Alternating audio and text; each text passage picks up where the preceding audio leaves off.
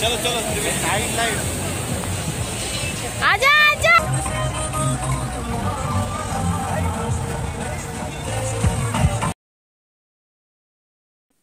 Hi అండి, welcome back to our channel Triveni Bobbili.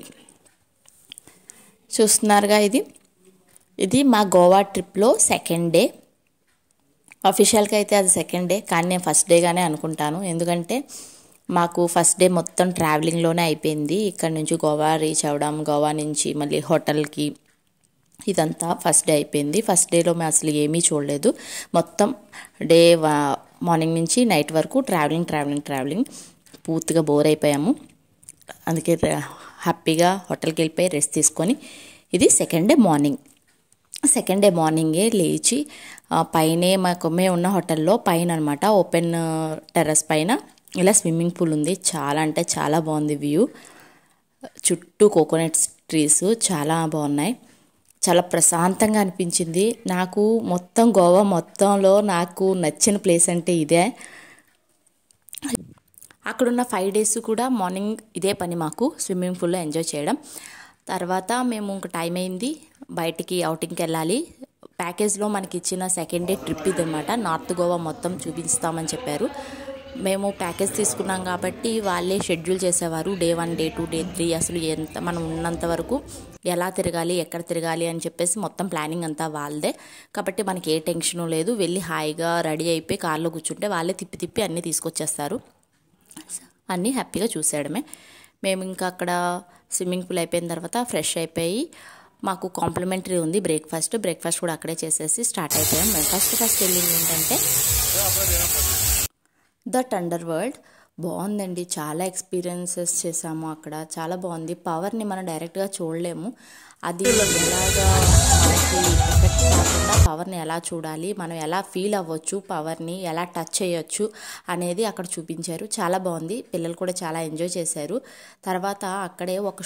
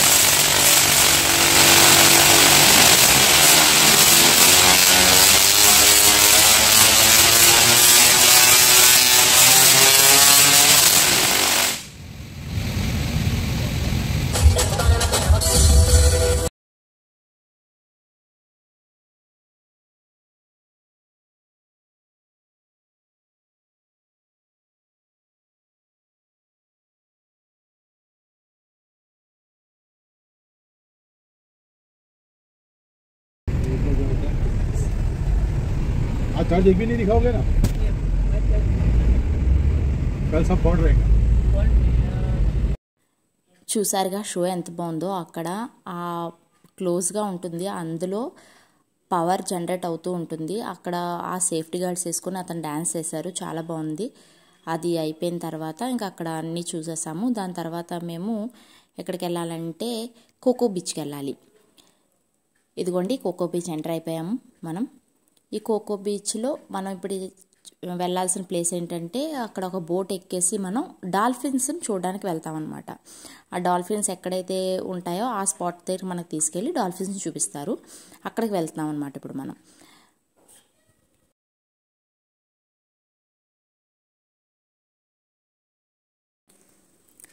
Cocoa బీచ్లో చిన్న షాపింగ్ చేయాల్సి వచ్చింది. చిన్న షాపింగ్ అంటే పెద్ద ఏం కాదు, స్లిప్పర్స్ కొనుక్కోవాల్సి వచ్చింది. ఎందుకంటే మనం షూలు అవి ఇవి చెప్పులు పట్టుకెళ్ళాము. బీచ్లో సర్వనాశనం అయిపోతాయని చెప్పేసి ఇలా స్లిప్పర్స్ కొనుక్కోవాల్సి వచ్చింది.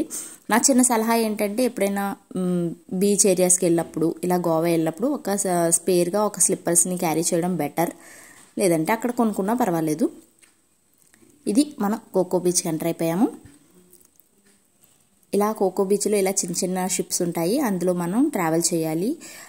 ఈచ్ పర్సన్ 300 రూపీస్ తీసుకున్నారు. పిల్లలకు లేదు, బిలో 10 years వాళ్ళకి లేదు, పెద్దవాళ్ళందరికీ 300 రూపీస్. ఇందులో మనకి అప్రాక్సిమేట్గా ఒక 1.5 hour తిప్పుతారనమాట. తీసుకురావడానికి టోటల్ 2 కలిపి 1.5 hour అవుతుంది. అక్కడ డాల్ఫిన్స్ ఎక్కడైతే ఉంటాయో ఆ స్పాట్కి తీసుకెళ్తారు. అక్కడ మనకి కాసేపు బోట్ని ఆపి మనకి డాల్ఫిన్స్ చూపిస్తారు.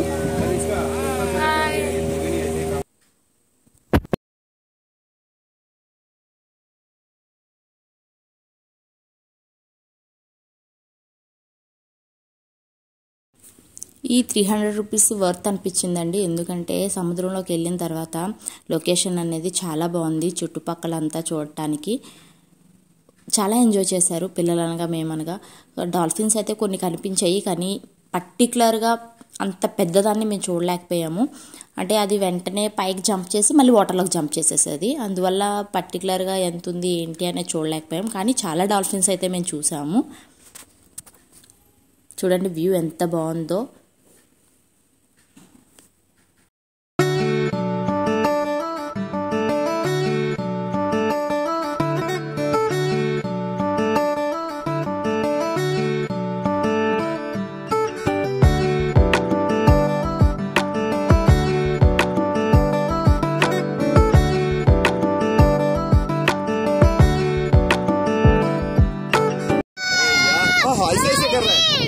सार का नाम बीच में नहीं होगा तो इतना सॉफ्ट क्यों? फिर क्यों गया?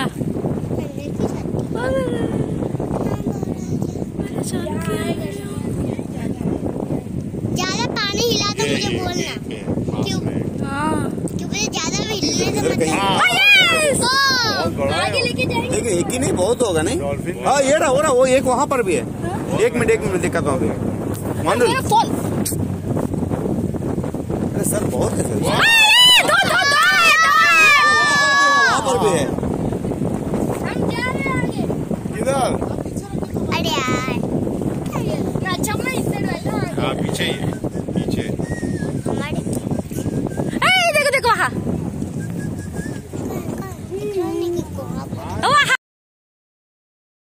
చూసారుగా అక్కడ మేము డాల్ఫిన్ చూసిన దానికన్నా గోల ఎక్కువైంది. అంటే అది కనిపించేటప్పుడు అది చాలా ఎగ్జైట్గా ఉంటుంది కదా, దగ్గర నుంచి చూడడం చాలా ఎంజాయ్ చేసాము.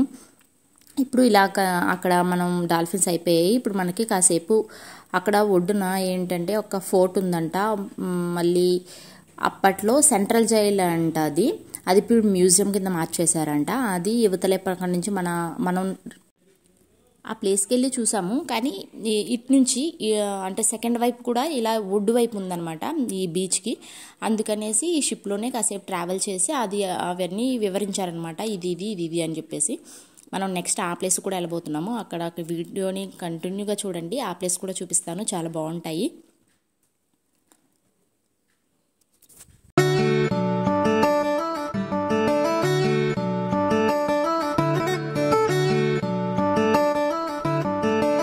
चलो चलो बाहर पूरा पिक जाएगा तो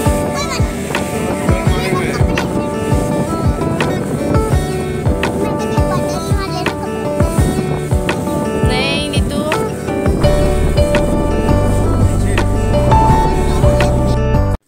ఇదే సెంట్రల్ జైల్ అట. ఇప్పుడు దీన్ని సెంట్రల్ జైల్ కింద కాకుండా మ్యూజియం కింద వాడుతున్నారంట. దీన్ని మ్యూజియం చేసేసారు. మనం ఇలా టూరిస్టులు వెళ్ళే దాన్ని కూడా చూడడానికి అలౌడ్ ఉంది. అందులో కూడా దానికి కూడా ఎంట్రీ టికెట్.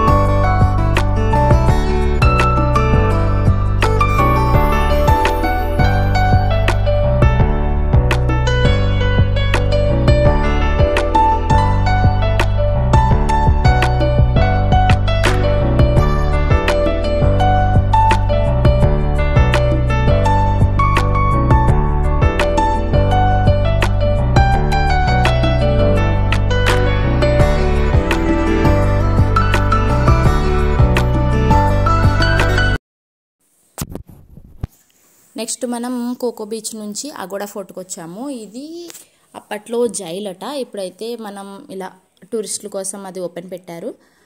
దీనికి కూడా ఎంట్రీ టికెట్, ప్రతి దానికి ఎంట్రీ టికెటేనండి. అది కూడా ప్రతిదీ కూడా 550, 300 అలాగే ఉండేది. 3 కన్నా బిలో ఏది కూడా నాకు అక్కడ కనిపించలేదు. ప్రతిదీ 300, 350, 550, 500 అలాగే ఉండేవి. చాలా కాస్ట్ ఎక్కువగా ఉండేది. ఎంట్రీ టికెట్స్ అన్నీ చాలా ఎక్కువగా అనిపించింది నాకు.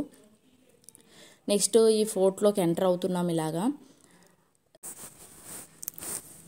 చూడ్డానికైతే బాగుందండి, కానీ నడవలేకైతే మాత్రం చాలా ఇబ్బంది పడ్డాము. మేము March 3rd వీక్ అలా వెళ్ళాము, కానీ చాలా ఎండలు ఉన్నాయి గోవాలో. అసలు ఇంకా సమ్మర్లో ఇంకా అక్కడ ఎలా ఉంటుందో అనేది, ఎలా ఉంటుందో అసలు ఊహించుకోలేము. అప్పుడు మేము వెళ్ళేటప్పటికి చాలా వేడిగా అనిపించింది. ఎంత నడిచినా నడిచే కొద్దీ ఉండేది, నడవలేకపోయాం. ఇది ఇప్పుడు ఇలా ఫోర్ట్లోకి ఎంటర్ అవుతున్నాం లోపలికి. ఇప్పటి వరకు అంతా బయట, ఇది లోపలికి ఎంటర్ అవుతున్నాం. చూడండి ఎంత పెద్ద పెద్ద రాళ్ళతో చాలా ఎత్తుగా కట్టారు అది. ఇంకా అందులో అది జైలు అంట, అందులో ఇంకా ఖైదీలు పెడితే ఏమొస్తారు చెప్పండి.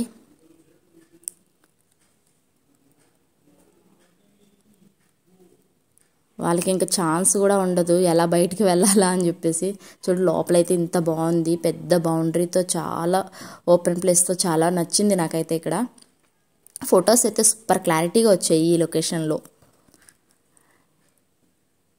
తర్వాత మనం ఇందాక నేను చూపించాను కదా బీచ్లో నుంచి ఈ ఫోర్ట్ని,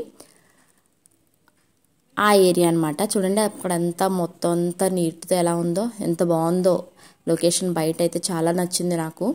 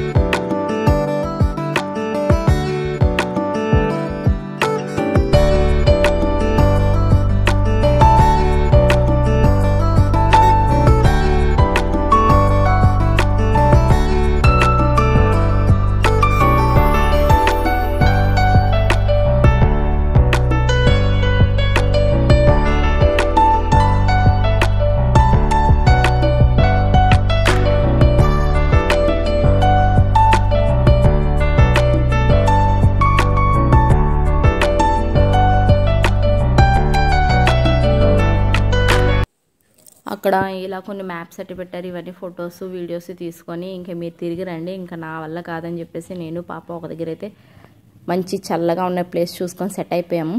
వాళ్ళే తిరిగి తిరిగి వచ్చారు.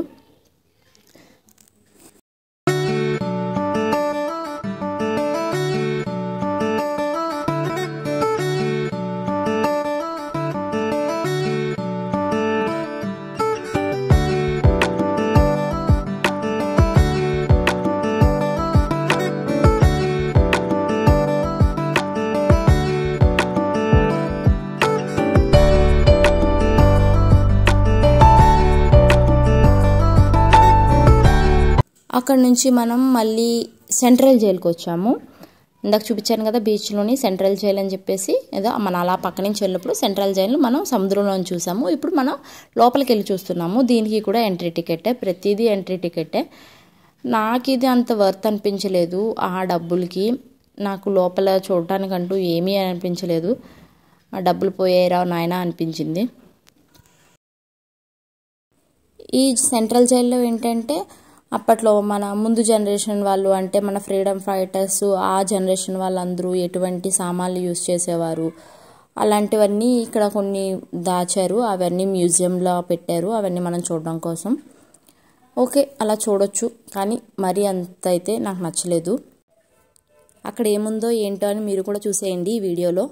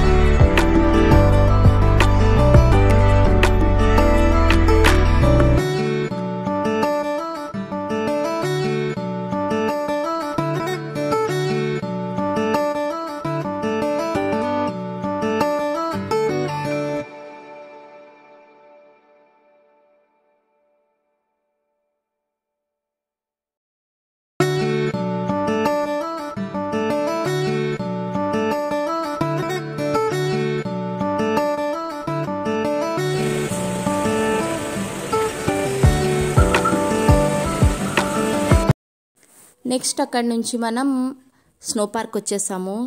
స్నో పార్క్ ఎంత బాగుందంటే నిజంగా చాలా నచ్చింది. ఇక్కడ కూడా ఎంట్రీ టికెట్, ఇది ఈచ్ పర్సన్ 500 రూపీస్. ఇక్కడ ఏంటంటే హైట్ బట్టి మనం 3 ఫీట్ హైట్ నుంచి మనం టికెట్ తీసుకోవాల్సి వస్తుంది. మా పాప 3.25 ఉందన్నమాట. ఎక్స్ట్రా 2.5 ఉండడంతో దానికి కూడా టికెట్ తీసుకోవాల్సి వచ్చింది. ఇక్కడే మనకు ఆ టికెట్లోనే అన్నీ ఇంక్లూడ్ అయిపోతాయి. ఇలా షూస్ ఇస్తారు, సాక్సెస్, గ్లౌజులు, క్యాప్, జాకెట్ అన్నీ వాళ్ళే ఇస్తారు. మనం ఏమీ పట్టుకెళ్ళాల్సిన అవసరం లేదు. మనం పే చేసిన టికెట్ డబ్బులతోనే ఇవన్నీ ఇచ్చేస్తారు. అవన్నీ వేసుకొని మనం స్నో పార్క్లోకి వెళ్ళిపోవాలి. అక్కడ ఏంటంటే -5 డిగ్రీస్ ఉంటుందన్నమాట టెంపరేచరు. అక్కడ అలా మెయింటైన్ చేస్తారు. అంతా ఆర్టిఫిషియలే, మొత్తం ఐస్ అవన్నీ ఫ్రీజర్స్తో మొత్తం ఐస్ సర్టిఫికేట్ చేసి ఉంచుతారు లోపల. అక్కడ టెంపరేచర్ ఎంత మెయింటైన్ అవుతుందంటే -5 డిగ్రీస్ మెయింటైన్ అవుతుంది టెంపరేచరు.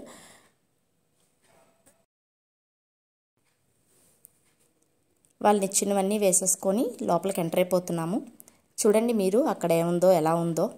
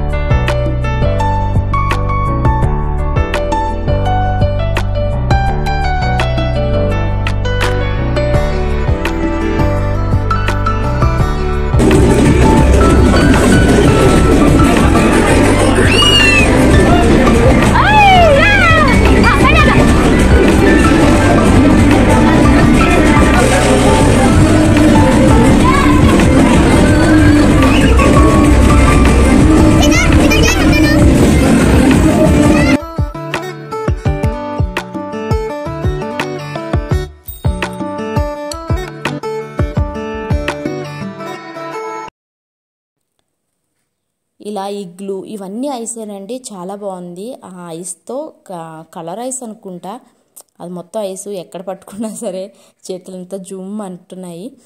అక్కడ మ్యాక్సిమం ఎక్కువ ఒక 10-15 మినిట్స్ కన్నా ఎక్కువ ఉండలేము. మరి బయట అవుట్ ఆఫ్ కంట్రీలో జనాలు ఎలా ఉంటున్నారో తెలియదు కానండి, చాలా గ్రేట్ వాళ్ళు. అక్కడ నేనైతే కరెక్ట్గా 10-15 మినిట్స్ కూడా ఉండలేకపోయాను, ఇంక బయటకు వచ్చేసాను. అది అయిపోయింది. అక్కడ నుంచి మనం బాగా బీచ్ వచ్చేసాము. గోవాలో ఫేమస్ బీచ్ ఏంటంటే బాగా బీచ్. సూపర్ ఉంటుందండి బాగా బీచ్ అయితే, నాకైతే చాలా నచ్చింది. ఫుల్ క్రౌడ్ అనమాట. గోవా మొత్తం ఈ బీచ్లోనే ఉన్నారా అనిపిస్తుంది, అంత క్రౌడ్ ఉంటుంది. ఇంకా ఈ బాగా బీచ్లో ఏంటంటే లేట్ నైట్ పార్టీస్ అవన్నీ బాగా జరుగుతాయి. నైట్ మొత్తం బాగా బీచ్లో స్టే చేస్తే చాలా ఎంజాయ్ చేస్తారు. డ్యాన్స్ వచ్చిన వాళ్ళు అయితే ఇంకా బాగా ఎంజాయ్ చేస్తారు, ఎందుకంటే మంచి తెలుగు పాటలు డీజే పెట్టి భలే పెడతారు, మంచిగా ఎంజాయ్ చేయొచ్చు. అలా అవి కనిపిస్తున్నాయి కదా, ఈ ప్రతివి కూడా రెంట్ అనమాట, ఏది ఫ్రీ కాదు. మనం అలా వెళ్ళి కూర్చుండిపోదాం అంటే అవ్వదు, ప్రతిదీ రెంట్. మనం ఏది కావాలనుకుంటే అది ఆర్డర్ చేసుకొని అక్కడ మనం ఎంజాయ్ చేయొచ్చు. ఒక టేబుల్ లాగా అయినా చేయొచ్చు, క్యాండిల్ లైట్ డిన్నర్స్ అయినా ఏదైనా మనం అక్కడ సెలబ్రేట్ చేసుకోవచ్చు. చూస్తున్నారు కదా బాగా బీచ్, అక్కడ బోర్డు ఉంది. మేము ఈవినింగ్ టైం వెళ్ళాము. అప్పటికి కొంచెం అప్పుడు ఆ ముందు రోజు ఏదో అయ్యిందంట, అక్కడ ఏదో ఇన్సిడెంట్ అయ్యిందంట. అందుకని చెప్పేసి పోలీసులు లోపలికి వెళ్ళొద్దు అని చెప్పేసి అనౌన్స్ చేస్తూ ఉన్నారు. అందుకనేసి మేము పెద్దగా లోపలికి వెళ్ళలేదు, అలా బయట నుంచి కాసేపు ఉండేసి వచ్చేసాము. బాగా బీచ్లో కూడా మేము ఎక్కువ ఉండలేదు.